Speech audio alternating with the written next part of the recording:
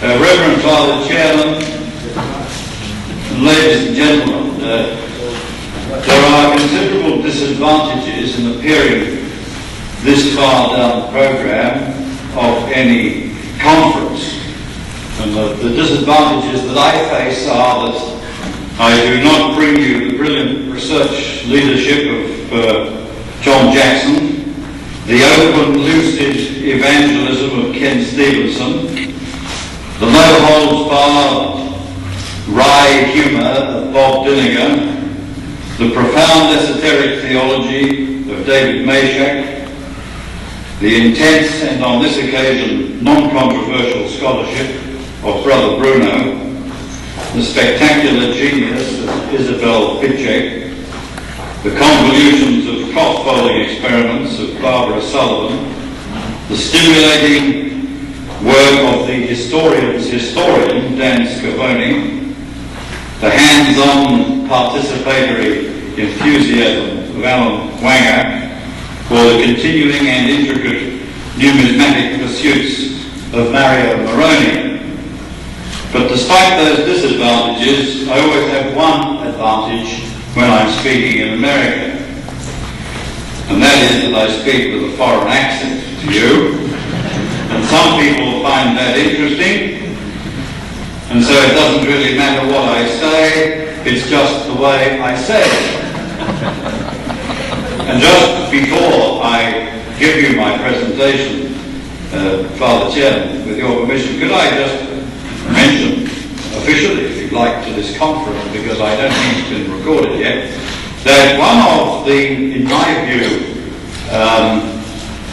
not disregarded, but less well-known or researchers who've been taken, I don't think, enough notice of, Dr. Jean Bogranger, who wrote in 1942 his work on crest plants in paper books, and said in 1942 this is exactly, in his view, the same image formation process that was used on the Shroud of Turin and its cellulose degradation. He was talking about cellulose degradation in 1942.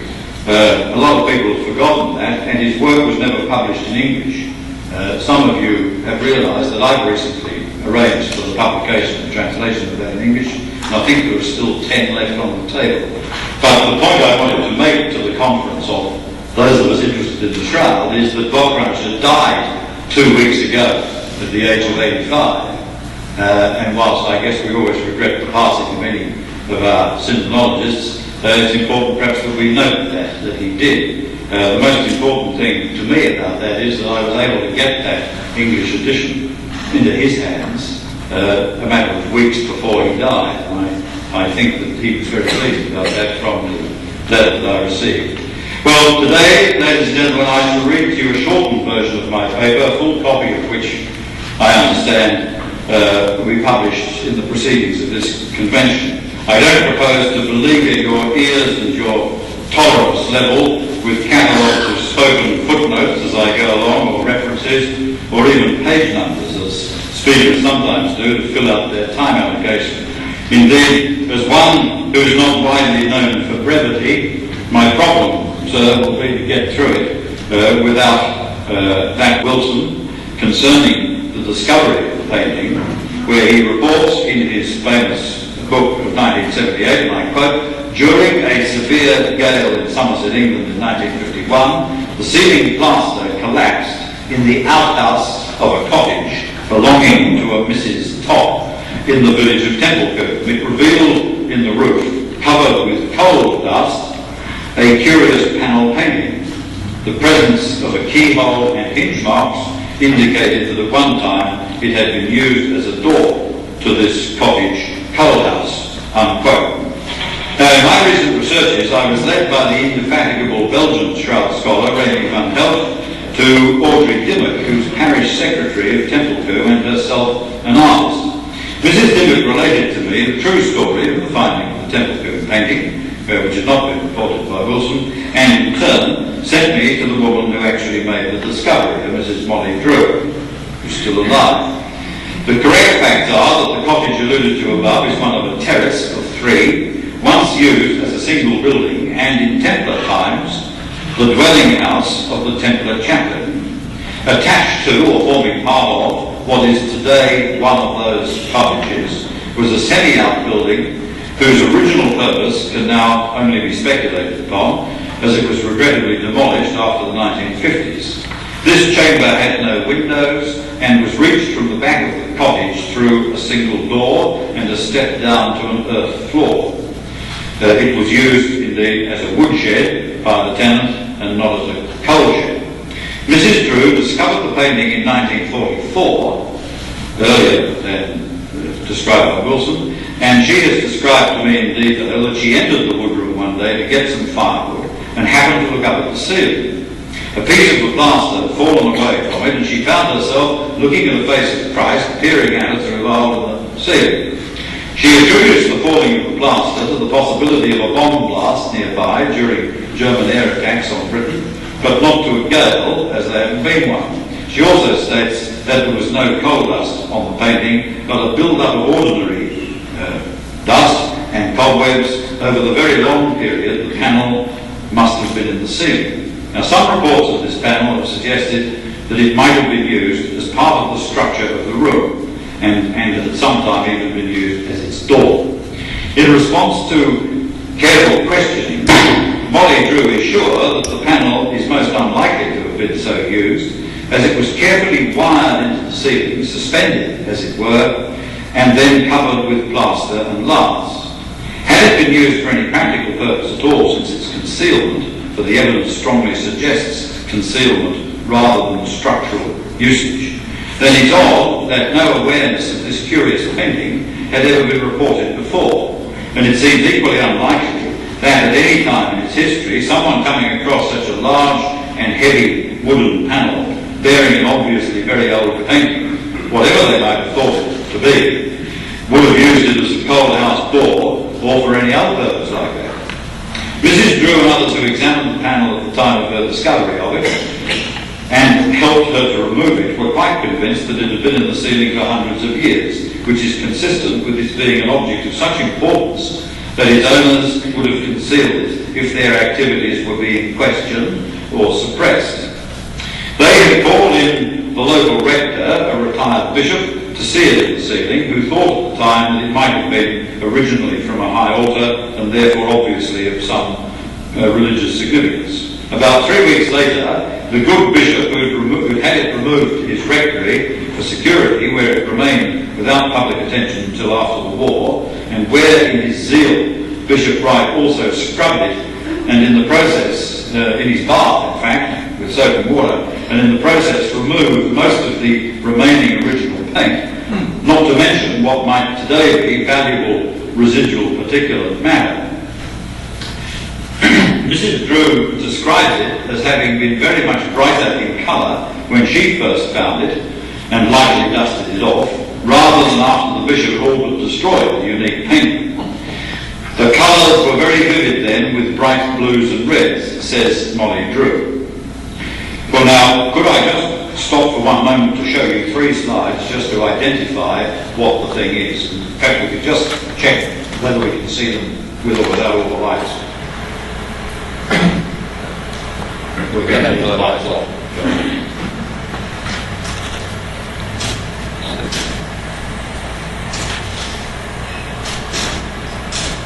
So this simply shows you the panel as it is in situ in the church. The next slide shows you as it appears today, a faded brownish painting, restored. I always use the term about Templecombe panel restored in quote marks. A lot of terrible things were done with it in its 2 periods of restoration. I think thirdly the next slide shows us a close-up of the face itself. All right, if we could leave it, and perhaps have the lights take on, please, sir. If we could actually leave that up, if you like, Alan, as I think of everything as I'm going on. Later local commentators have suggested that the panel might have been the little vestment box for religious observances, and here I believe we might be getting closer to the truth about this mysterious object. It measures some 4 foot 9 inches wide by 2 foot 9 inches high and is about 2 inches thick. And it's thus, in my view, a substantial box lid, such as might be part of a heavy trunk which might have had something very precious inside.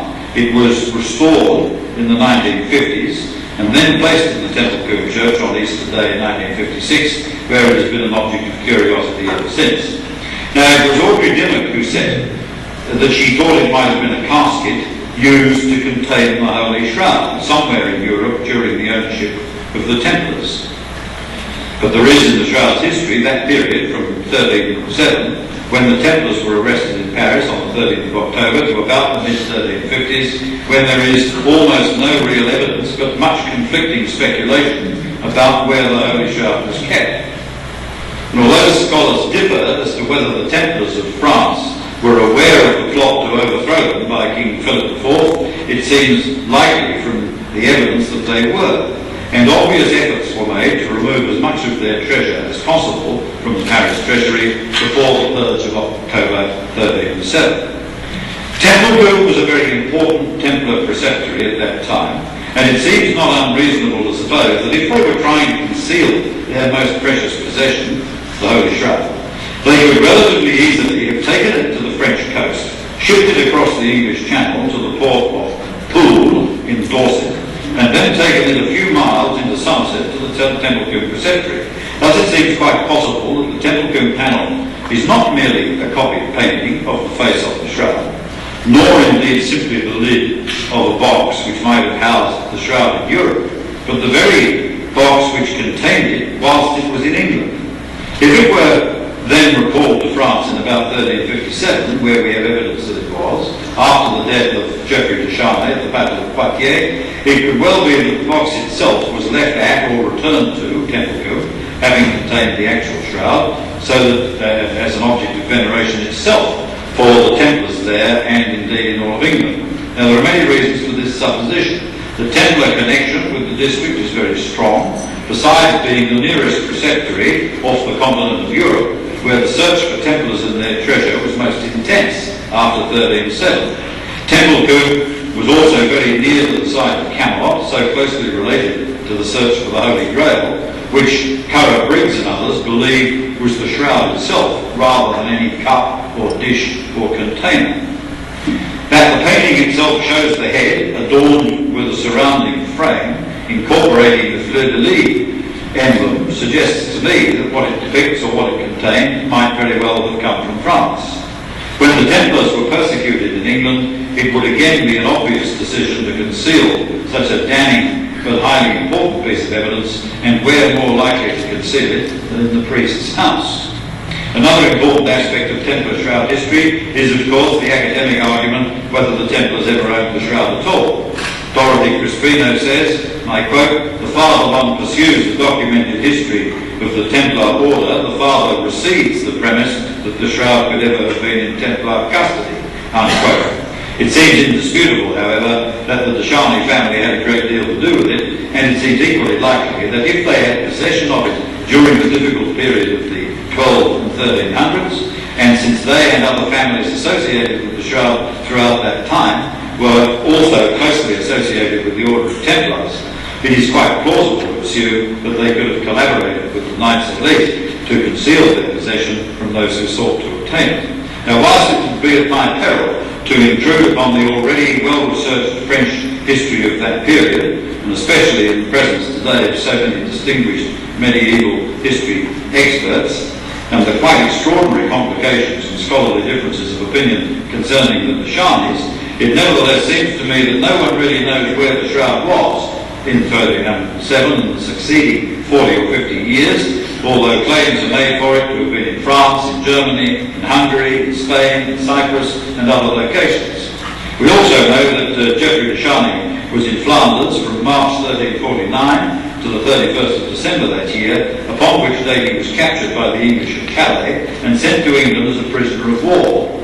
In September 1350 he was still in London, but was allowed on parole to visit Paris for the wedding of King John II, the successor to Philip IV, and then returned to England. On the 20th of December 1350, Edward III of England gave safe conduct to a servant and 2 valets of de Charny to go to France in order to raise money for his release. And we know that on the 31st of July 1351, King John paid a ransom for the release of Geoffrey, which had in fact taken place before the 28th of June 1351, when he was appointed bearer of the Oriflamme Saint-Denis, to which Brother Bruno referred us yesterday in his masterly and eloquent denunciation, in my view, of the Darcy graffiti. We also know that the Holy Shroud was in Lièvre before Geoffrey's death at Poitiers on the 19th of September 1356. And it was during the time that Geoffrey was in England that it's thought that he made his plans to build the church of Lièvre to house the Shroud, which he then in all probability owned. Who better then, if it were concealed in England, and indeed in Templecombe receptacle, to take charge of the recovery and return of the relic to France?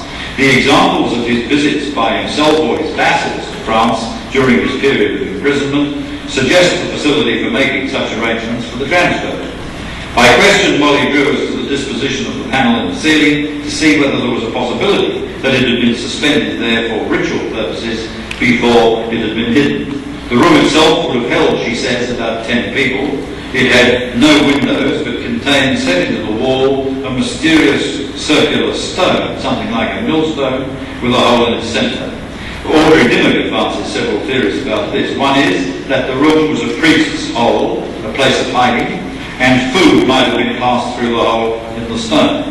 Another is that the circular stone could have had some ritual significance to the Templars, particularly as she, that is to say, Dimmock has located another such stone in at least one church in the west of England, known to have been a Templar church in the Middle Ages.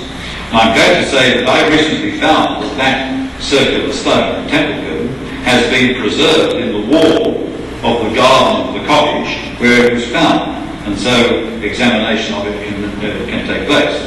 It's also been suggested that if the curious attachment to the building had been used by the Templars for religious purposes, then it would not be unlikely that the panel painting could have formed part of such ceremonies.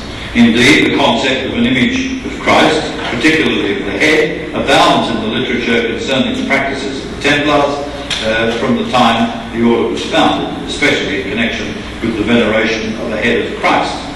It has been further suggested that the room in which the panel was found, since it had no windows, and which one entered by way of a step down, might have formed part of an initiation ceremony in which knights were placed in what was symbolically the tomb of Christ, which could also explain the presence in many Templar buildings of these circular stones, alluding perhaps to the rolling stone entrances of ancient Jewish tombs. At the moment, on balance, I favour the idea that whatever the room might have been used for, the panel was simply concealed in the ceiling and had in fact been there since, say, at least Cromwell's time until its discovery in 1944. Now, early in 1987, a British television company made a documentary film about the Knights Templar and rightly showed interest in the Templecombe painting. The television company also commissioned a laboratory to carve and date the item. The official report is from the Oxford University Radiocarbon Accelerator Unit of the Research Laboratory for Archaeology and the History of Art. And whilst many of us are questioning the veracity of that same university's pronouncement on what was purported to be a fragment of the Shroud itself, it seems that we can accept with a greater degree of confidence the dating of a closely preserved piece of wood believed to be medieval. The report of that test, conducted on samples taken from the edges of 2 planks of the Templecombe panel, gave identical results, and the report states that the dates are thus entirely compatible with the wood being cut in the period, say, AD 1280 and 1310. Even allowing for the margins of error which occur in carbon dating, this evidence seems to place the panel, which is made of English oak, precisely into the period during which I speculate that the Shroud might have been taken to Templecombe. We know then that the Shroud disappeared about 1307, and there is conflicting evidence as to where it had been hidden, but was obviously held by connections to the Templar network of families. It's highly likely that it would have been taken out of France. Briggs makes a case for its having been in Germany, others for other places. But it could just as easily have been in England. We have extant a panel dating to 1280, bearing a painting of the head of Christ, almost certainly copied from the Holy Shroud, as pointed out by Wilson, and as not challenged by any other scholar. Alan Wanger has pointed out that under his method of polarising overlay technique, which of course we joined with him in today, the Templecombe panel has 125 points of congruence with the Shroud face. The painting is on a panel with hinge and lock facilities that it must once have had, and yet it is painted with the panel horizontal, which would not have been done on or for an upright door. The panel is then, I believe, the lid of a large wooden box. The dimensions are almost exactly those one would choose to contain the Holy Shroud as we know it when folded into 8, as it usually was during the Middle Ages. The fleur-de-lis decoration of the painting strongly suggests French influence, and the quatrefoil design is recurrent in Templar and other decorative motifs. Templecombe is 6 miles from the probable site of the centre of Arthurian activity and the quest for the Holy Grail, now shown by strong evidence actually to have been the Holy Shroud, and is therefore a very likely place for this most precious of Christian relics to have been taken by its probable owners, the Knights Templar, or at least by their connected network of French noble families, until Europe was considered safe for its return, where indeed it finally appeared again, as we know, 50 or so years later, coincident with the return from England to France of its then owner, Geoffrey de Champs. Now, the photograph taken in 1944, but only first published, I believe, in my paper in 1987, reveals hitherto unrecorded information about the panel, and that it originally had a protrusion, or nib, on the right-hand top corner, which has since been sawn off to allow the present new plank to be placed where one was missing. My speculation is that there could well have been another such protrusion on the opposite corner, and that the missing part of the painting above the head was in fact painted on a fixed plank on top of the box, allowing a pivot hinged arrangement for lifting the lid, as I have on a diagram that I've prepared. I'm not absolutely sure how I now get to that overhead projector, whether Dr. Geisler would be willing to try it for me, and again, we've got to douse some lights if that's possible. The first one's there, Kim. The first one is on, that's already on. So it's just a matter of switching it on the front side is the switch, my side.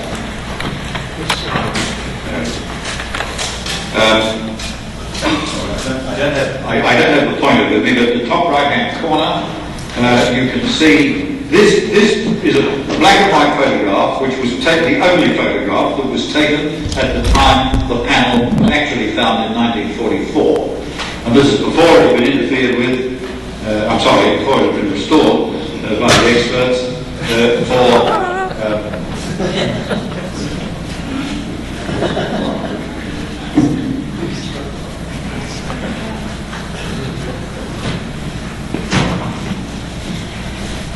It always helps if one has the pointer pointing in the right direction and not at the floor. The nib that I'm referring to is this piece in the corner, which is no longer there, and it's my speculation that there was indeed, you'll notice that the portrait is off centre, which means that a considerable portion of that side of the original isn't there. And it's my speculation, and then when one measures up the distances of the nails, the supports on the back, so on, one comes to the conclusion, or I've come to the conclusion, that there was a similar nib on the other side. Could I have the next OHP, which you sort of, there's a paper sheet between each one. That's it. And I think the second one. Now, this shows my projected reconstruction of the thing. Unfortunately, we've got it a bit too close to see it all. The dotted lines show the original size. I suggest that the box lid was, so that you can see that even in 1944, a certain amount had been cut off. That piece is there. There was a top plank. The rest of this is missing. And on the other side, there would have been, can we just shift it across, Kim, so we can look at that side, the other way. And there would have been another nib there. And my proposal is that this is a fixed plank on the top of the box, there were wood or metal pins to provide a hinging system so that you could lift the thing up. And then the next OHP shows you a diagrammatic reconstruction of the box as I would imagine that it would have been. These are the things I've just been describing. That nib was visible. Nobody remembered this. It just didn't exist until we found this photograph, which was taken in 44, to show that. So there's my speculation about what it was. If I can then just go on for a few more moments of talking, and I can show you one or two other things. This might also... Sorry, could I have the house lights on again? This might also explain why that top plank was not kept with and as part of the main panel. And someone now needs, of course, to find the rest of the box, but I doubt that that's possible because I've tried. And the people that did the work on it after the 50s, have no idea what's happening. So let's just consider the nature of this object. It's a medieval wooden panel depicting the face of Christ, probably copied from the image of the man on the shroud, and it has since the Middle Ages been in a building which was owned and used by the Knights Templar. It appears to have been concealed many hundreds of years ago. If it were merely a decorative picture intended for horizontal suspension in order to be viewed, it seems highly unlikely that the artist would have chosen as his or her medium a massive panel of 5 long, thick and heavy boards. Art restoration expert Anna Hulbert has told us from her examination of the panel many years ago that the painting was executed by a painter with no special skill, but nevertheless using expensive pigments and materials. This is consistent with the known wealth of the Templars, but suggests that it wasn't commissioned as a great work of art per se. It was said in information given to Ian Wilson that hinge marks on the panel suggested its use as a door, as I've already mentioned. But if the painting existed on the panel before its speculative use as a door, who would imagine would have hung the door up with the image sideways? Clearly it was never the door of a coal shed or of any other kind of shed. Even if it had been used as a door, why indeed then should such a painting of the head of Christ have gone unrecorded in any documentation at any period of its existence? Now, because of the orientation of the painting, other than having been a wall hanging, which is highly unlikely, and because of the discovery of that nib or protuberance on the right-hand side of what is the extant top, but originally the second plank of the panel, it was clearly the lid of the box. So I propose therefore the following scenario. The original box was constructed sometime between 1280 and 1307 to contain the Holy Shroud, the Holy Grail, doubled in 4 and flat, precisely in the manner of its folding and exposition as recorded over many hundreds of years in the first and early second millennium. The cloth might have been in a reliquary within the box, such as the Mandylion frame, showing only the head, or simply just inside the box by itself. It was then kept in the Templecombe preceptory until perhaps Geoffrey de Charny, who had then been kept prisoner in England after the Battle of Calais in 1349, and who was heir to the cloth, took it back to France in order to install it in the new chapel we know that he built for the purpose in Lièvre by 1357. This large wooden box, which bore a copy of the face painted on its lid on the external side, and not the internal, or it would have been upside down when you opened the lid, because the position of the lock marks indicates that, would have been retained in Templecombe at the preceptory as a reminder that this most precious of all Christian relics had been there, and as an object of Templar veneration, consistent with the charges of idolatry which were always being made against them. Then when the Templars were suppressed in England, this damning piece of evidence, the lid of the box, that the shroud itself had been in Templecombe and that the knights worshipped idols, would have been removed from the box and itself concealed.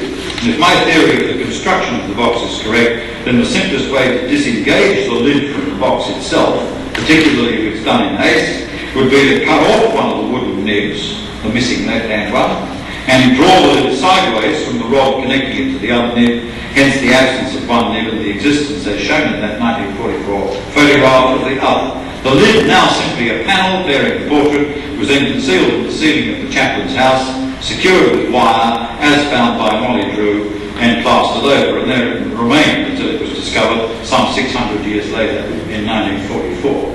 Now, I believe much further information can be learned from the Templecombe icon. It should have its residual pollens and other particulate matter analysed, especially from the crevices between the planks at the back, where Bishop Wright is unlikely to have scrubbed all of the evidence away. Such analysis might reveal whether the box was ever in France, and particularly whether any residual matter is consistent with the known samples taken from the surface of the shroud. Now, recently, my son and I reconstructed a replica of the box based on the above research and on our speculative dimensions. We noted that the original top plank is missing, but then this is necessary to complete the painting and to allow the pin-shin system to operate. We painted the complete lid based on evidence from Mrs. Drew's description as she saw it in 1945 before it was scrubbed, and on descriptions of microscopic particles of pigmentation described by the restorer Anna Hulder, and on general evidence of medieval paintings. We don't claim that our colours would match the original, nor that the design is precise, but we believe that it's a reasonable representation of what must have been there nearly 700 years ago. In the construction of the box, we presumed that it was shallow in order to house the shroud either folded on its own or, more likely, according to the painting on the box, still in the decorative trellis work frame as the mandilion. We've used a 19th century lock and key to complete, because living in a new country like Australia, it's very hard to find another one, to complete the schematic design of it.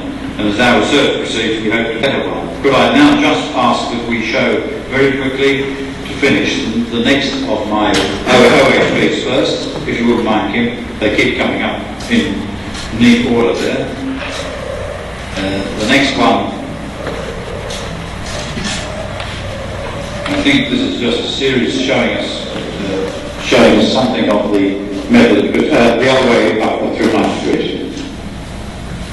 This is just showing you the method of the pin structure, technology, the pin system for the hinges, and there's the actual hinging of the box lid before it was completed. Next one, please. I'm sorry I couldn't bring the box. Can you put it through 90 degrees, please? Yeah, the other way. No, yeah, sorry. This shows you the lid complete. I don't know how clear that is, probably not very, showing this lid hinge system. And there is the box open in that position. I was unaware at the time we made it of the position of the struts, other than from the nailing holes that you can see on the front of the panel in photographs. I've since been able to examine the panel more closely, and these match pretty well where they were. So that's how the box looked. The next OHB, please.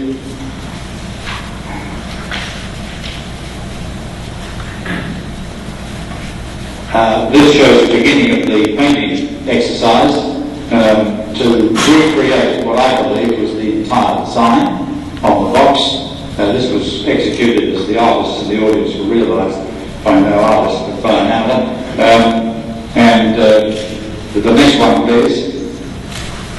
We're simply reconstructing what we think was the whole size of that lid, that box lid, only part of which still remains. And that, I think, must be the one of the complete lids we believe it was, with the planks the exact size. I'm not sure what the next one is, Kim. I possibly got it. All right, and let's just hold that one till the end. Could we just now switch to my last three slides, Alan? That one, sorry, can you remove that one? So we're now just looking at a slide of that reconstructed box lid. As I say, we make no claims about the colouring.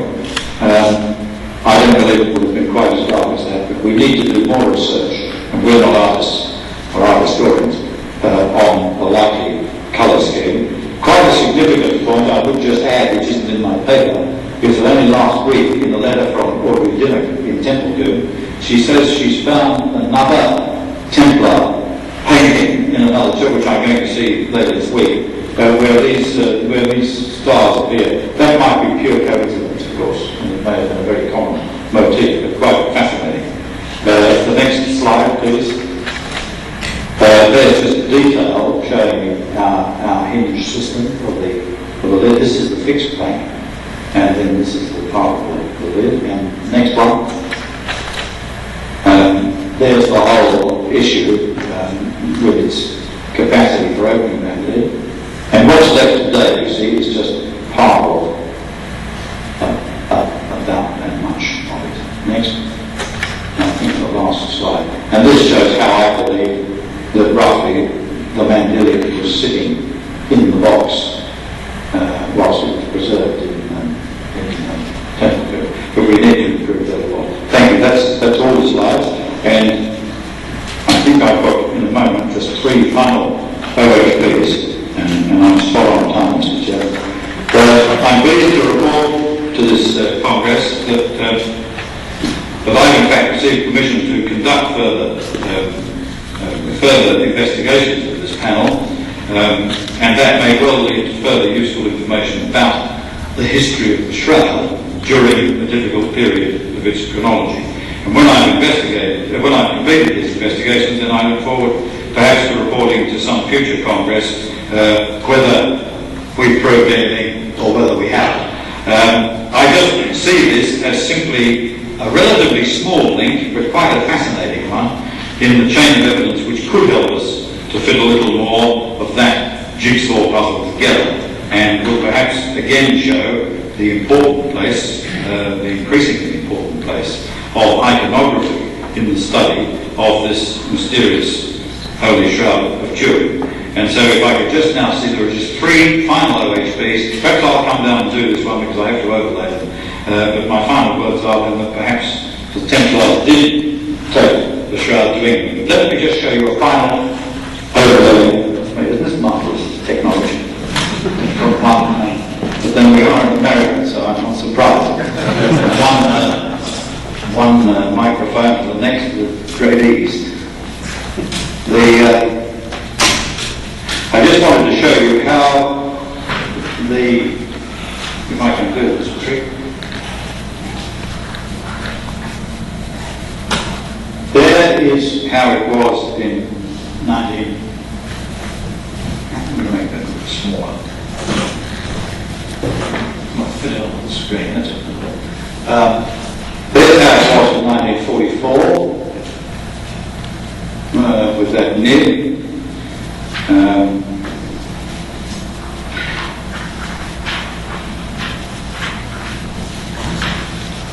If I can overlay this one, it shows you that's all that's left of it now.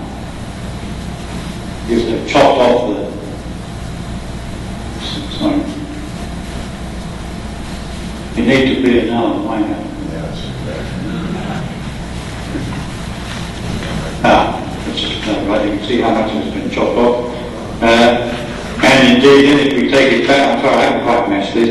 If we take it back to when it first existed, in my view, my speculative dimensions would give you that much more. Now, if I was really clever, I could peel them off 1 or 2 at a time so that you could see the thing evolve. But anyway, there it is, Mr. Chairman. That concludes my little presentation this morning, and I hope that one day it may just be one tiny part of this extraordinary period when no one really knows where the Shroud was anyway. So my suggestion that it was in England is